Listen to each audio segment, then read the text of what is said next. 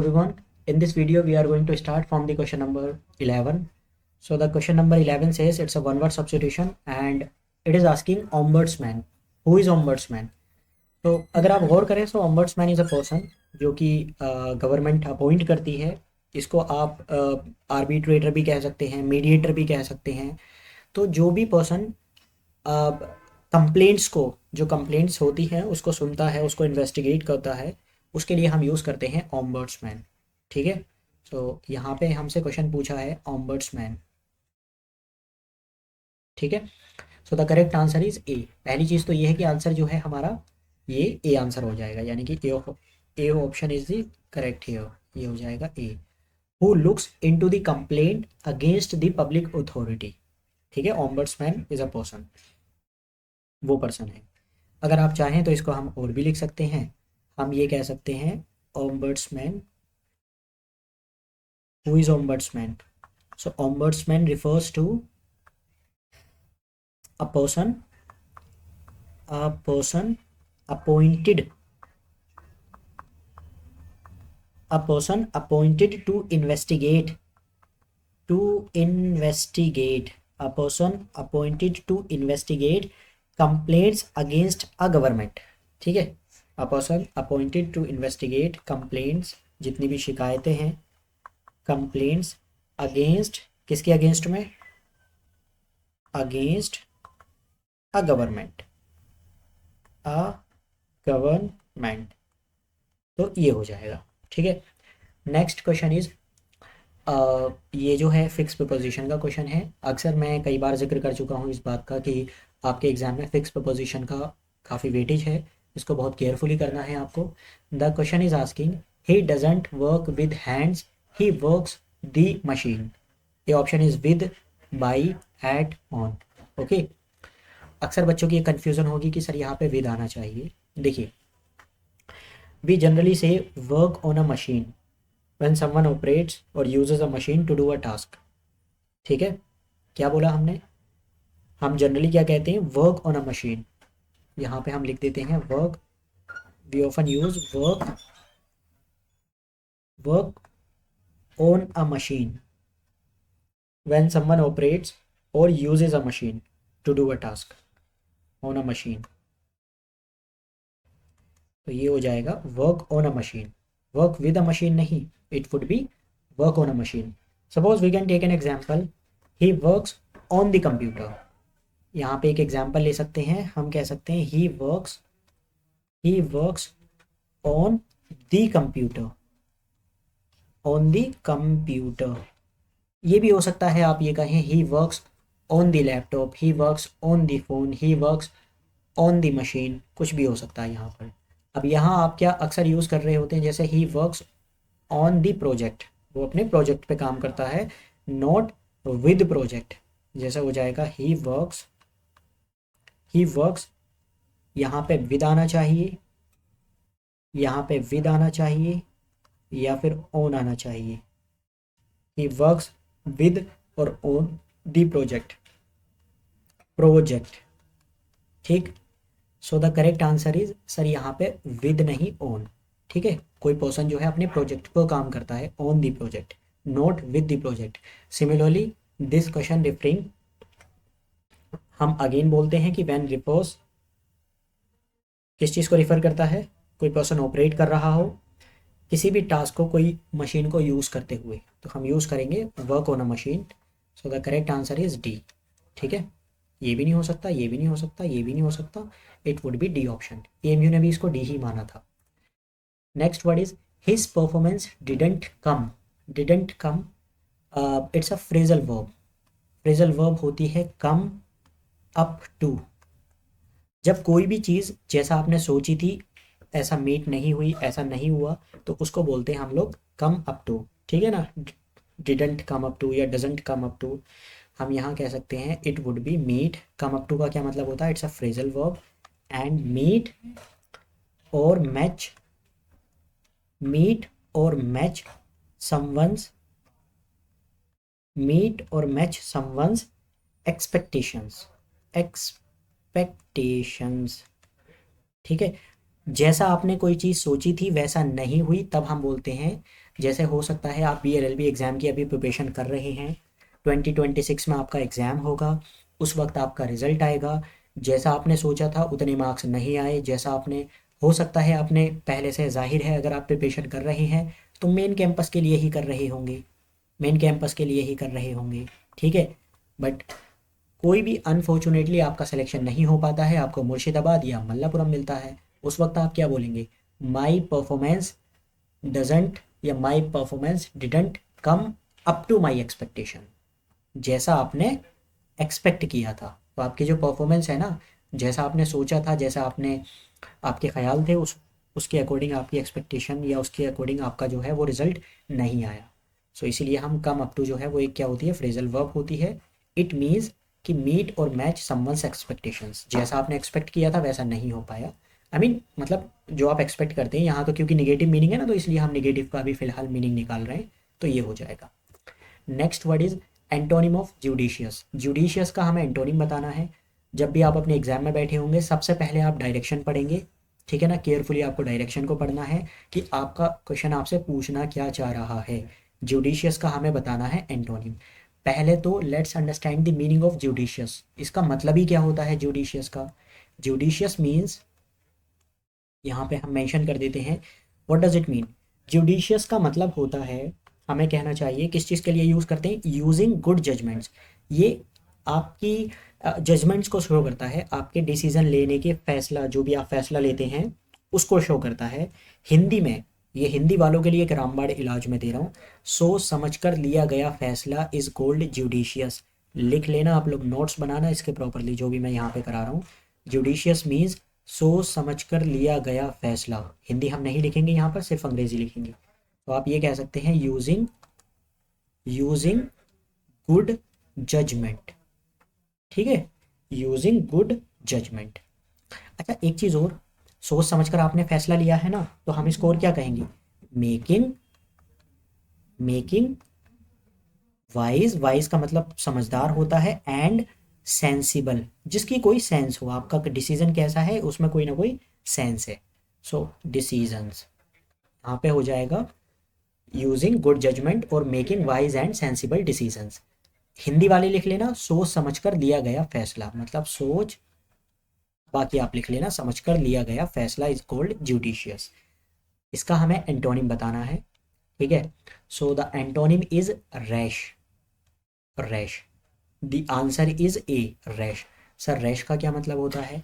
अगर हम सोच समझकर लिए गए फैसले की बात कर रहे हैं तो यहाँ पर क्या हो जाएगा, बिना सोचे समझे लिया गया फैसला। जैसे ही आप रैश लिखेंगे, रैश के नीचे लिख लेना कि बिना सोचे समझे लिया गया फैसला। जैसे हम यहाँ कर देते हैं, क्या हो जाएगा, इसका मतलब हो जाएगा यहाँ पे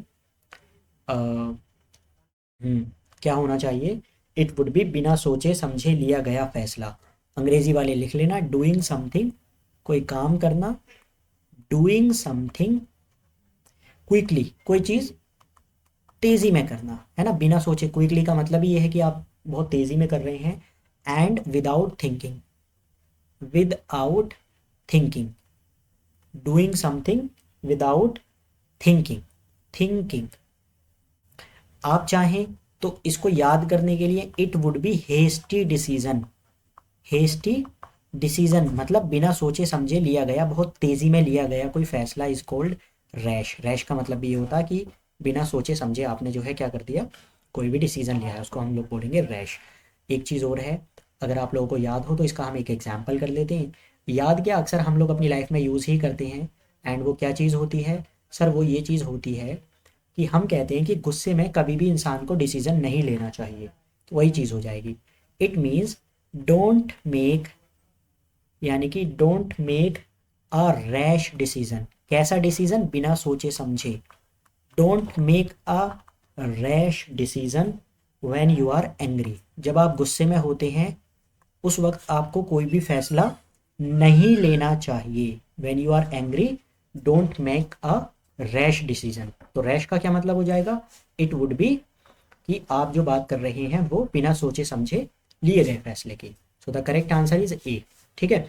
डिज़ायरेबल, कोई चीज़ नहीं जिसकी आप डिज़ायर करते हैं। पेनफुल, कोई चीज़ जो दर्द देती है। रूड, ये तीनों ऑप्शन ही इररिलेवेंट है यहाँ पे, तो ना ही तो यहाँ पर बी होगा, ना ही यहाँ पर ये, ना ही यहाँ पर ये। The correct answer is a. Next word is abate. यहाँ पर भी हमें जब भी हम क्वेश्चन पे आते हैं सबसे पहले हमें डायरेक्शन पढ़नी है कि डायरेक्शन क्या क्या रही है, क्वेश्चन हमसे पूछना क्या चाह रहा है। ठीक है, अबेट। अबेट को एएमयू से काफ़ी प्यार है। एएमयू जो है वो बार बार ये इन वर्ड्स को पूछती है। कैसे? अगर आप लोगों को याद हो तो 2022 में भी 2021 में भी जामिया में भी ये क्वेश्चंस बार बार पूछा जाता है। कैसे है? अबेट का मतलब क्या होता है? First we must know the meaning of abet. Abet is a verb. Abet का मतलब होता है डूइंग समथिंग, या तो किसी की कोई भी गलत काम में मदद करना। ठीक है, क्या बोलते हैं हम इसको? अबेट का मतलब हो जाएगा डूइंग समथिंग। यहाँ पे हम्म हम्म हम्म हम्म हम्म ठीक है, यहाँ से the next word is abate. Abate. So सबसे पहले तो हमें इस वर्ड का मीनिंग देखना है। अगर आपने गौर किया हो तो एमयू जामिया बार बार ये क्वेश्चन पूछा जाता है क्योंकि ये कहीं ना कहीं लीगल टर्म से रिलेटेड हो जाता है। यहाँ पे इन्होंने नाउन ना पूछकर यहाँ पे इन्होंने वर्ब पूछी है। जैसे क्या है देखिए, हम जो है इसको लिखेंगे अबेट। पेन यहाँ पे है, यस। सो ये क्या है sir? Abet is a verb. Abet का मतलब क्या होता है? Abet means help, help someone, help someone to do something. किसी इंसान की आप हेल्प कर रहे हैं, किसी इंसान की आप मदद कर रहे हैं। Help someone to do something. अब खास बात है यहाँ पे, आप मदद तो जनरली एड देकर भी करते हैं, लेकिन कुछ भी इलीगल या कुछ गलत करने में जब आप मदद करते हैं तो उसको हम बोलते हैं अबेट। अबेट मीन्स होता है इलीगल करने में। कोई पर्सन जो है चोरी करने जा रहा है, आपने उसको अपनी बाइक ही दे दी कि भाई साहब लो जाओ जल्दी, तो वो क्या है? आपने उसको अबेट किया है। मतलब कुछ वो गलत करने के लिए जा रहा था, आपने उसको मदद की है। इनकरेज करना भी होता है कुछ भी इलीगल करने के लिए। हो सकता है आपने क्या किया, वैसे वो डिफरेंट वर्ड हो जाएगा, उसको छोड़िए। तो बस हम यही पढ़ते हैं कि help someone to do something illegal is called abet. ठीक है, अगर यहाँ आप किसी की मदद कर रहे हैं, यहाँ पे अगर आप किसी को इनकरेज कर रहे हैं तो हमसे पूछा है उल्टा। That means we are talking about antonym. Antonym क्या हो जाएगा? It would be prevent. Prevent करने का मतलब होता है किसी को रोकना। अबेट करने का मतलब होता है कुछ करने के लिए कहना। प्रिवेंट करने का मतलब होता है किसी चीज़ को रोकना। तो यहाँ पे आंसर क्या होना चाहिए? आंसर मस्ट बी ए, यानी कि प्रिवेंट करना। ये तो हमें क्लैरिटी मिल गई यहाँ से, कोई इशू ही नहीं है। मतलब आंसर हो जाएगा ए, यानी कि प्रिवेंट। अब बात आती है जो और ऑप्शन है उसको भी हमें कहीं ना कहीं ऑटोप्सी करनी है। ऑटोप्सी का मतलब होता है आप पोस्टमार्टम कर रहे हैं किसी चीज़ का, रिस्क नहीं होगा। Next word is solace. Solace का क्या मतलब होता है? सोलेस मीन्स कंफर्ट देना। Comfort, comfort, fort. ठीक है, सोलेस का मतलब हो जाएगा कंफर्ट देना, या फिर किसी इंसान को इमोशनल सपोर्ट देना। आपका दोस्त हो सकता है जिस एग्ज़ाम की तैयारी कर रहा था, अभी कई सारे लोग होंगे आप में से, आपस जो आप लोगों का ग्रुप होगा, बहुत सारे लोग तैयारी कर रहे होंगे बीएलएलबी की। कुछ स्टूडेंट्स का होगा, कुछ का नहीं होगा। हो सकता है आपका हो जाए, आपके दोस्त का नहीं हो, तो आप अपने दोस्त को उस वक्त क्या करेंगे? सोलेस देंगे। मतलब कहीं ना कहीं आप इमोशनल सपोर्ट देंगे आप उस पर्सन को। तो यहाँ पर कह सकते हैं give emotional support. Give emotional support is called solace. Solace का मतलब हो जाएगा किसी इंसान को इमोशनल सपोर्ट देना, गिव इमोशनल सपोर्ट, या फिर कंफर्ट देना। ठीक है, जैसे हमने एक प्यारा सा एग्जाम्पल लिया, तो हो सकता है आफ्टर फेलिंग, हम कह सकते हैं after failing the exam his teachers words gave him solace. ठीक है, मतलब his teachers gave him solace. ये एक एग्जाम्पल आप लिख सकते हैं। जाहिर है कि भाई एग्जाम में फेल होने के बाद में उसके टीचर्स के जो वर्ड्स थे उसने क्या किया? उसको सोलेस का काम किया, कहीं ना कहीं कंफर्ट का काम किया। Next word is pacify. Pacify का एक सिनोनिम होता है डैट इज प्लेसेट। प्लेसेट इसका एग्जैक्ट सिनोनिम होता है। इन दोनों का मतलब होता है कहीं ना कहीं क्या करना? काम समवन डाउन। काम समवन, काम समवन डाउन। मतलब हो जाएगा सर यहाँ पे किसी इंसान को काम डाउन करना, जो हम बात कर रहे होते हैं। हिंदी में आप चाहे लिख सकते हैं शांत करना। शांत करना किसी इंसान को। हो सकता है कोई पर्सन जो है बहुत ही गुस्से में तमतमा रहा हो, उसका चेहरा लाल हो रहा हो, आप उसको क्या कर रहे होते हैं? पैसिफाई कर रहे होते हैं, प्लेसेट कर रहे होते हैं, काम डाउन कर रहे होते हैं। ओके, तो जो कोई भी ले सकते हैं आप एग्जाम्पल यहाँ पर। जैसे हम यहाँ एक, we can take an example of leaders. जो हमारे नेतागण हैं, लीडर्स क्या करना चाहिए लीडर्स को? लीडर्स मस्ट पैसिफाई, यानी कि लीडर को क्या करना चाहिए? पैसिफाई करना चाहिए क्राउड को, दी क्राउड, CROWD, दी क्राउड ड्यूरिंग। अब लीडरगढ़ जो है वो कब ड्यूरिंग, किस वक्त पब्लिक को शांत करेंगे? प्रोटेस्ट के, सो ड्यूरिंग दी प्रोटेस्ट ये हो जाएगा, यानी कि शांत करना। ठीक है, समझ में आ गया होगा। अबेट मतलब किसी इंसान की क्राइम में, किसी गलत करने में हेल्प करना, प्रिवेंट मतलब रोकना, सोलेस मतलब कंफर्ट देना या इमोशनल सपोर्ट देना, पैसिफाई मतलब शांत करना, प्लेसेंट मतलब इसका ही सिनोनिम हो जाएगा। अच्छा, यहाँ से एक चीज़ और है, देखिए जनाब, अगर आप लोगों को याद हो तो जामिया में भी ये क्वेश्चन पूछा था, if you are preparing for Jamia as well as AMU, यहाँ पे हो जाएगा। देखिए यहाँ पे हमने बात की अबेट की। अबेट क्या है सर? अबेट है वर्ब, अबेट से ही मिलकर बना है अबेटर। सर ये क्या है? ये है नाउन, इसकी स्पेलिंग एक और भी होती है, ABETTER, अबेटर, दोनों ही सेम है। इसका एक सिनोनिम होता है, डेट इज अकम्प्लाइज। क्या होता है? अकम्प्लाइज होता है। इन दोनों का मतलब क्या हो जाएगा? अगर कहीं ना कहीं वर्ब का मतलब है कि किसी इंसान को आप क्या कर रहे हैं, इलीगल काम करने में मदद कर रहे हैं, तो ये वो पर्सन होगा। Abettor is a person who is helper in crime, यानी कि हम कह सकते हैं he is a helper in crime, helper in crime. हो सकता है आपका दोस्त ATM लूटने के लिए जा रहा था और उसके साथ साथ आप भी बाइक पर बैठकर चले गए और भाई साहब आपने भी चोरी की है, यानी कि इक्वली आप उसके क्या हैं, इक्वली आप क्राइम में शामिल हैं। अगर आपके दोस्त ने ATM को लूटा है तो आपने भी लूटा है, दोनों जो आप पार्टनर हैं ना, उसके लिए हम यूज़ करते हैं अबेटर। ऐसे ही इसको आप ये कह सकते हैं, it would B partner in crime. Abettor यानी कि हेल्पर इन क्राइम, या फिर हम ये भी कह सकते हैं कि भाई साहब जाहिर आप पार्टनर हैं, किस चीज़ में पार्टनर है? क्राइम में।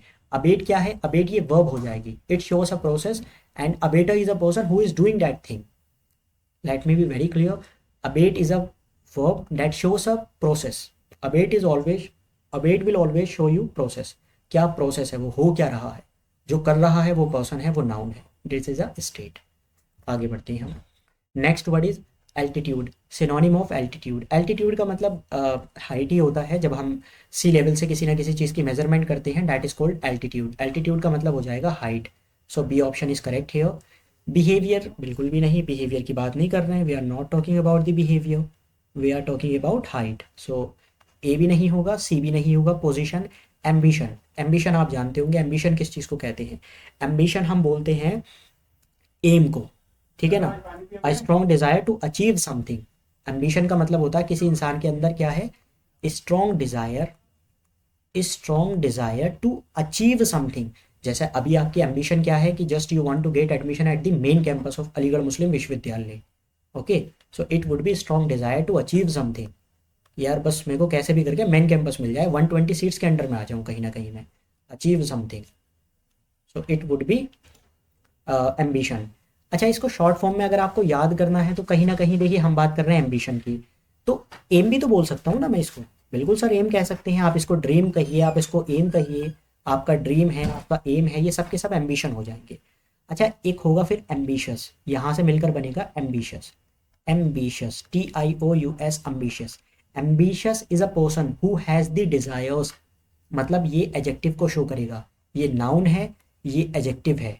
अब ये बात दोनों में बराबर ही है। अक्सर आपने सुना होगा ना ambitious, I am very ambitious, कि आप तो बहुत एम्बिशियस पर्सन हैं। एम्बिशियस मतलब भाई आप बहुत ज़्यादा, क्या है कि बहुत ज़्यादा आप चीज़ों को अचीव करना चाहते हैं अपनी ज़िंदगी में, ठीक है ना। तो यहाँ पे हम जो है, यहाँ पे हम लिख देंगे समवन, यहाँ हम बात कर रहे हैं किसी पर्सन की, someone who strongly, who strongly wants success, जो इंसान क्या करता है, सक्सेस को वॉन्ट्स करता है। जाहिर है भाई एम्बिशियस पर्सन, तो यानी कि आप, एक ड्रीम है आपके अंदर। चलिए next word is one who knows everything is called. देखिए ये सब के सब जो है वन वर्ड सब्स्टिट्यूशन की कैटेगरी में आते हैं। ओमनिशियंट, ओमनीपोटेंट, ओमनी प्रेजेंट, ये सब के सब कहाँ पर आएंगे? वन वर्ड सब्स्टिट्यूशन की कैटेगरी में। अब यहाँ पे हमसे पूछा है वन हु नोस एवरीथिंग, जो सब कुछ, सर्वज्ञ, ऐसे कोई हिंदी में बोलते हैं इसको, जो सब कुछ जानता है, क्या कहते हैं हम? B option is correct here, omniscient, one who knows everything. अच्छा सर ओमनी प्रेजेंट क्या होता है? प्रेजेंट एवरीवेयर, जो क्या है, प्रेजेंट है हर कहीं, यानी कि यहाँ पे हो जाएगा present everywhere, everywhere, everywhere, present everywhere. Omnipotent क्या हो जाएगा, ऑल पावरफुल, यानी कि कैपेबल ऑफ डूइंग एनीथिंग, जो कुछ भी कर सकता है, इसके लिए कुछ भी असंभव नहीं है। सो it would be all powerful. बाकी आप इसको कह सकते हैं capable of doing, capable of doing anything, doing anything, capable of doing anything, ठीक है, एनीथिंग। स्पेलिंग एरर थोड़ी हमने कर दी यहाँ पे। स्पेलिंग एरर के क्वेश्चन आपके एग्जाम में भी आते हैं, आप लोगों को ध्यान देने हैं। एनीथिंग, THING, ठीक है, all powerful, capable of doing anything, ये भी हो जाएगा। अच्छा देखिए, सिर्फ और सिर्फ ये जो शिफत हैं, शिफत जो उर्दू का वर्ड मैं यूज़ कर रहा हूँ, शिफत, शिफत आप जानते होंगे, क्वालिटीज़ की बात करते हैं हम। तो ये कौन किसकी क्वालिटी है सर, ये गॉड की क्वालिटी है। सिर्फ हम कहीं ना कहीं गॉड के लिए ही यूज़ कर रहे होते हैं ये चीज़ें, क्योंकि देखिए हर कोई प्रेजेंट नहीं है हर जगह। वैसे हम ओमनी प्रेजेंट टेक्नोलॉजी भी है जो आजकल हम यूज़ कर रहे हैं, technology is omnipresent, we can say technology is everywhere, internet is everywhere, wherever you go you will find everywhere internet and technology also. So we can use also in other context, but mainly we use these words for God, ठीक है। तो क्या हो जाएगा, हम कह सकते हैं many, it would be an example, I'm trying to write here, many religion, many religion, many religion believe, believe, बहुत सारे जो रिलीजन है वो क्या विश्वास करते हैं कि गॉड जो है, गॉड है ओमनी प्रेजेंट, यानी कि God is present everywhere, omni present, God is present everywhere, यानी कि God is omni present. Omnipotent भी है गॉड, ओमनीपोटेंट, यानी कि गॉड के लिए कुछ भी करना असंभव नहीं है, जाहिर सी बात है। अच्छा, ओमनिशियंट भी है, आप कहीं भी जाओ, है ना, आप जहाँ भी जाएंगे हर जगह गॉड है, अपने अंदर देखो आप, आपके अंदर भी गॉड है, हर जगह गॉड है। सो ओमनिशियंट, यानी कि जो सब कुछ जानता है, सर्वज्ञ ऐसे कुछ बोलते हैं इसको हिंदी में। ओमनी, स्पेलिंग एरर कर दी यहाँ पर भी हमने, तो हमारी भावनाओं पर जाना, हमारे जो हम वर्ड्स लिख रहे हैं उनकी स्पेलिंग हो तो कहीं ना कहीं हमें माफ़ कर दीजिएगा, ठीक है। ओमनी पोटेंट, ओमनी पोटेंट भी कर दिया, ओमनिशियंट हो जाएगा। सो SCIENT, omniscient. Many religion believe God is omni present, omni potent and omniscient, मतलब गॉड जो है वो सब कुछ हर जगह प्रेजेंट है, सब कुछ जानता है और पावरफुल भी है। God can do anything what ever he wants. Next word is optimist. Optimist भर भर के आपके एग्जाम में पूछा जाता है। अक्सर आप जानते होंगे ऑप्टिमिस्ट कौन है, जैसे मैंने ऑप्टिमिस्टिक पर्सन, अक्सर हम लोग कह रहे होते हैं कि यार मैं तो बहुत पॉजिटिव थिंकर हूँ। तो जो इंसान हमेशा पॉजिटिव सोचता है, पॉजिटिव थिंकर, ऑप्टिमिस्टिक मतलब हो जाएगा पॉजिटिव थिंकर। अच्छा सर, इसका उल्टा होता है, एक होता है पैसिमिस्ट, पैसिमिस्ट। सर पैसिमिस्ट क्या हो जाएगा, पैसिमिस्ट हो जाएगा negative thinker, negative, negative thinker, ठीक है, निगेटिव थिंकर। अच्छा, एक दूसरे के ये सिनोनिम एंटोनिम, सॉरी एंटोनिम हो जाएंगे, जाहिर सी बात है भाई, एक दूसरे के क्या होंगे, ये एंटोनिम होंगे। तो ऑप्टिमिस्ट का एंटोनिम पैसिमिस्ट हो जाएगा, पैसिमिस्ट का एंटोनिम ऑप्टिमिस्ट हो जाएगा। आप अगर, आपको अगर ध्यान हो तो देखिए, ये पहले भी एमयू ने पूछा है, यहाँ पर सेम पेपर में पूछा है आपके, देखिए ये है, कहाँ पे है, ये है। ऑप्टिमिज्म मतलब पॉजिटिव एटीट्यूड, पैसिमिज्म मतलब निगेटिव एटीट्यूड। यहाँ पर फॉर्म्स चेंज करके as an optimist and pessimist पूछ लिया आपसे, बात वही है। इसका मतलब एमयू का काफ़ी अच्छे से फोकस रहता है इन वाली वर्ड्स पर। तो ये हो जाएंगे optimist and pessimist. Next word is triumph. First we must know the meaning of triumph. What is the meaning of triumph, क्या मतलब होता है। ट्रायम्फ मीन्स ग्रेट विक्ट्री, ठीक है ना, triumph is a noun. And similarly we will understand the meaning of virtue. Virtue का क्या मतलब होता है।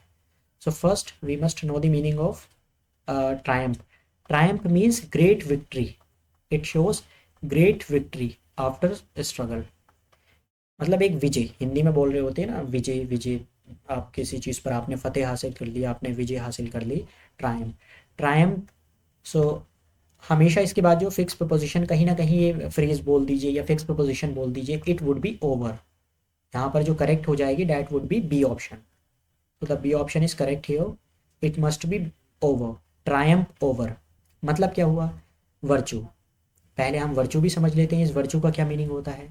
वर्चू अगर आप जानते हैं तो वर्चू क्या होता है सर, वर्चू, वर्चू का मतलब होता है गुडनेस, अच्छाई की बात करते हैं हम यहाँ पे, goodness, goodness it's a noun. Virtue यहाँ से मिलकर बन जाएगा वर्चुअस, ठीक है, यानी कि कोई चीज़ जो अच्छी है। यहीं से मिलकर एक और बनता है वर्चुओसो, जो मैं करा चुका हूँ, यानी कि नाउन होता है जो इंसान एडेप्ट है, स्किल्ड है, अपनी कला में प्रोफिशिएंट है, माहिर है, वो वर्चुओसो होता है।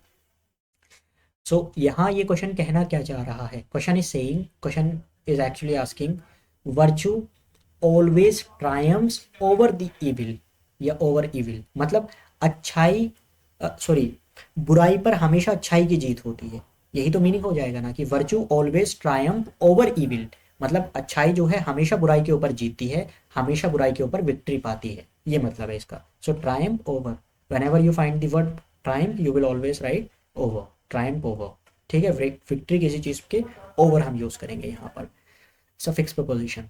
सो अच्छाई यानी कि goodness always Triumph over evil, अच्छाई हमेशा बुराई पर जीतती है, यही तो हम कहते हैं, बुराई बहुत लंबे समय तक नहीं चलती है, अच्छाई हमेशा उसको अच्छाई की ही जीत होती है लास्ट में। So next word is, this is also one word substitutions which can not B erased और फॉरगेटन।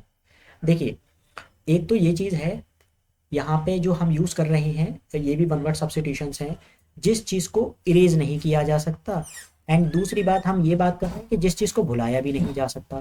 भाई हो सकता है आपका ब्रेकअप हुआ हो, ब्रेकअप का सदमा आपके जहन पे आज भी है, आपका 3 साल पहले ब्रेकअप हुआ था लेकिन आज भी उस बात को लेकर बैठे हैं। So this is a indelible mark on your head, ठीक है ना, आपके जहन में, आपके दिमाग में इनडेलिबल मार्क है, मतलब आप उसको भूल नहीं पा रहे हैं। ऐसे ही अगर आपकी वाइट शर्ट पहनी है आपने, वाइट शर्ट पर अगर इंक लग जाए, कोई भी चीज़ लग जाए, इंक स्पेशली जो पेन की होती है, so you can not erase that ink from your shirt, so it would be a indelible mark that can be erased or forgotten, मतलब भूला नहीं जा सकता। दोनों याद रखना, जिसको मिटाया नहीं जा सकता, जिसको भूला नहीं जा सकता, दोनों केस में हम यूज करते हैं। इस बार इन्होंने इरेज के केस में यूज किया, मे बी ये आगे चलकर हो सकता है भुलाने के केस में यूज कर लें, ठीक है। So the correct answer is indelible. Indelible मतलब होता है जिसको मिटाया नहीं जा सकता, it could be a mark on your shirt, on your white shirt, and it's a memory also. आपका हो सकता है 2-3 साल पहले ब्रेकअप हुआ था, आज तक आप उस बात को लेकर बैठे हैं, आप जहन से नहीं निकाल पा रहे हैं, it's a forgotten and indelible mark, ठीक है, ये चीज़ हो जाएगी। अच्छा, incorrigible, that can't be corrected, जिसको सही नहीं किया जा सकता, जिसको करेक्ट नहीं किया जा सकता, उसको हम क्या बोल रहे होते हैं, incorrigible, that can't be corrected. तो हम यहाँ कह सकते हैं can not be corrected, can not, जिसको सही नहीं किया जा सकता, that can not be corrected, can't be corrected. Incurable, that can't be, can not be cured, जिसको सही नहीं किया जा सकता, जिसका इलाज नहीं किया जा सकता, मतलब जैसे we can say cancer is an incurable disease, भाई कैंसर का इलाज नहीं है, कैंसर को क्योर नहीं कर सकते आप, तो that is an incurable disease. So cancer can not be cured, it would B incurable disease, cancer can not be cured, ये कह सकते हैं हम, ठीक है। सो यहाँ पर इनक्योरेबल मतलब जिसका इलाज नहीं किया जा सकता, जिसको क्योर नहीं किया जा सकता, so can't be cured. Infallible, can't be make, can not make mistakes, जो गलती ना करता हो, वो क्या हो जाएगा, इनफैलिबल, यानी कि कैन नॉट मेक मिस्टेक्स, जो गलतियां ना करता हो, जो गलती ना करे। We humans are fallible, we make mistakes, human being always, है ना, ह्यूमन बीइंग जो है वो हमेशा क्या करते हैं, गलतियां ही करते हैं। We humans are infallible, the only one is infallible, sorry, we humans are fallible, हम हमेशा गलतियां करते हैं। The only one who doesn't make any mistake is God, है ना, and we use this term for God, infallible, the only one who doesn't make any mistake is God, and that is infallible. So यहाँ पे हम कह सकते हैं can not make mistakes, infallible means can not make mistakes, mistakes. कौन है भाई इस दुनिया में, कोई भी ऐसा नहीं है, इब्ने आदम, ह्यूमन बींग्स हमेशा मिस्टेक करते हैं, हमेशा हम लोग गलतियां करते हैं, है ना। तो यहाँ पे एक मिलकर बनेगा फैलिबल। फैलिबल कौन हो जाएगा, कैन मेक मिस्टेक्स, यानी कि जो गलतियां करता हो, जैसे कि हम ह्यूमन से, कैन मेक मिस्टेक्स, जो गलतियां करता हो। तो यहाँ पे हो जाएगा can make mistakes, mistakes, okay, यानी कि हम ह्यूमंस, ह्यूमन बीइंग ऑलवेज, जैसे हम, मैं एग्जांपल लिख भी देता हूँ यहाँ पर, human human being human being is infallible. Human being is can make mistakes, infallible, fallible, fallible हो जाएगा यहाँ पे, नॉट फैल, इनफैलिबल, फैलिबल, ठीक है, जो गलतियां करते हैं। So human being is infallible. आगे बढ़ते हैं हम लोग। Infallible can not make mistake, जो गलतियां ना करता हो। Something that is considered to be too important to change or question. This is very important question for your exam point of view also. You must be confused here, and you will all, whenever you search on Google this question, so you will find। हम क्या बात कर रहे हैं यहाँ पे, बात की जा रही है कोई भी चीज़ जिसको कंसीडर किया जाता है बहुत इंपॉर्टेंट है। पहली बात तो है वो to important to change or question, मतलब वो चीज़ इतनी इंपॉर्टेंट है कि भाई आप उसको ना तो चेंज कर सकते हैं और ना ही आप उस पर क्वेश्चन कर सकते हैं, ठीक है। जैसे अक्सर आपने देखा होगा ना कि कभी कभी पेरेंट्स होते हैं तो पेरेंट्स की बातें भी गलत होती हैं, कभी कभी उनके डिसीजंस गलत होते हैं, लेकिन कहीं पर जो है पैट्रियार्की चल रही होती है, यानी कि अ, जो भी मैन है उनका रूल चल रहा होता है। तो आप गलत भी करेंगे तो आपके ऊपर क्वेश्चन नहीं किया जा सकता, आपका जो फैसला है डैट इज सैक्रोसेंट, मतलब उस पर ना तो आप बदला जा सकता है और ना ही आप उस पर क्वेश्चन कर सकते हैं, ठीक है। तो that would be sacrosanct. Okay, तो यहाँ पे हमें क्या बोलना चाहिए, must be something that is too important to change or question, मतलब ये चीज़ ऐसी है कि भाई ना तो आप इस पर क्वेश्चन कर सकते हैं और ना इसको बदला जा सकता है। So it is A option, sacrosanct, ठीक है जनाब। सैक्रोसेंट मतलब जिसको छेड़ा ना जा सके, आप इसकी हिंदी कह सकते हैं जिसको छेड़ा ना जा सके, हिंदी बोल सकते हैं कि ये हो जाएगी untouchable, un T O U, untouchable, है ना, जिसको आप बदल नहीं सकते हैं। एक चीज़ और है, अक्सर अगर आप देखेंगे यहाँ पे तो आपको एक ही जहन में एक चीज़ आएगी, डैट इज़ रिलीजियस और होली बुक्स, जो भी होली टेक्स्ट है ना, रिलीजियस टेक्स्ट हैं या होली टेक्स्ट हैं, उनके लिए हम यूज़ करते हैं। जैसे कुरान है, आप कहेंगे सर कुरान को जो है हम चेंज नहीं कर सकते, कुरान इज़ अ सैक्रोसेंक्ट बुक, उसको आप चेंज नहीं कर सकते, बिल्कुल सही बात है। बाइबल हो सकती है, गीता हो सकती है, कोई भी रिलीजियस बुक है, तो जिनको आप चेंज नहीं कर सकते। एक कॉन्टेक्स्ट तो वो हुआ होली बुक्स के केस में हम यूज़ कर रहे होते हैं, और हर इंसान आपको यही बताएगा, और गूगल भी कहीं ना कहीं आपको यही बता रहा होगा कि सैक्रोसेंक्ट वो चीज़ है जिसको अनटचेबल है, जिसको आप टच नहीं कर सकते। बट एक चीज़ हमेशा याद रखना, sacrosanct doesn't just mean holy in religious sense. It can be any rule, right or principle that should not be violated. क्या बोला हमने, sacrosanct जो है वो सिर्फ और सिर्फ जस्ट मीन होली बुक, ये सिर्फ और सिर्फ होली चीज़ों पर या फिर रिलीजियस कॉन्टेक्स्ट में नहीं अप्लाई होता है। इसके अलावा कहीं ना कहीं हम यूज़ कर सकते हैं, it can be any rule, right और principle that can not be violated, जो चीज़ वायलेट नहीं होनी चाहिए, जिसको आप चेंज नहीं कर सकते। सो हम यहाँ कहेंगे it can be apart from the religious context और apart from the religious sense, it can be, it can be, it can be any rule, it can be any rule, right, ठीक है, और प्रिंसिपल, और कोई principal हो सकता है, कोई सिद्धांत हो सकते हैं, principle, principle that should not be, that should not be, that should not be violated, violated, ठीक है। क्या बात कर रहे थे हम कि sacrosanct doesn't just mean holy in religious sense, it can be any rule, right or principle that should not be violated। Okay, तो ये चीज़ हो जाएगी यहाँ पर। जैसे अक्सर हम कहते हैं कि क्या कहा जाता है, बहुत प्यारी चीज़ है कि जो डेमोक्रेसी है, तो डेमोक्रेसी में क्या है, फ्रीडम ऑफ स्पीच है, फंडामेंटल राइट्स हैं, ये सारी चीज़ें जो है ना वो कहीं ना कहीं सैक्रोसेंट है, इनको कंसीडर किया जाता है सैक्रोसेंट। इसीलिए हम कहते हैं कि फ्रीडम ऑफ स्पीच ऑफन, यानी कि freedom, freedom of speech, freedom of speech is considered, is considered, freedom of speech is considered sacrosanct in democracy, sacrosanct, sacrosanct, sacrosanct in democracy. तो जहाँ पर भी डेमोक्रेटिक कंट्रीज हैं वहाँ पर इसको क्या कहा जाता है कि ये सैक्रोसेंट है, मतलब देखिए जाहिर सी बात है, एक रूल है, एक राइट है, हमारा बेसिक राइट है, बेसिक हमारा लिविंग राइट है या फ्रीडम ऑफ स्पीच का हमारा राइट है, तो आप इसको वायलेट थोड़ी कर सकते हैं, ये चेंज नहीं किया जा सकता, ना इस पर क्वेश्चन किया जा सकता कि भाई आपने लोगों को बोलने की जो फ्रीडम है वो क्यों दे रखी है, भाई हमें ये गॉड ने दी है, इसको थोड़ी ना बदल सकते हैं आप, या हमारे फंडामेंटल राइट्स हैं, फंडामेंटल राइट्स का आप देखिए, ह्यूमन राइट्स हैं हमारे, जो ह्यूमन राइट्स हैं पूरी वर्ल्ड में जितनी भी कंट्रीज हैं हर जगह आपको कंसेप्ट मिलेगा, चाहे वो डेमोक्रेटिक हैं या नहीं है, बट कहीं ना कहीं हम जो है ह्यूमन राइट्स की बात कर रहे होते हैं। So freedom of speech is considered sacrosanct in democracy. In democracy, here we are not talking about any religious context, any religious book, any sacred book, ठीक है ना, किसी भी रिलीजियस की बात नहीं कर रहे हैं, but we are talking about our freedom.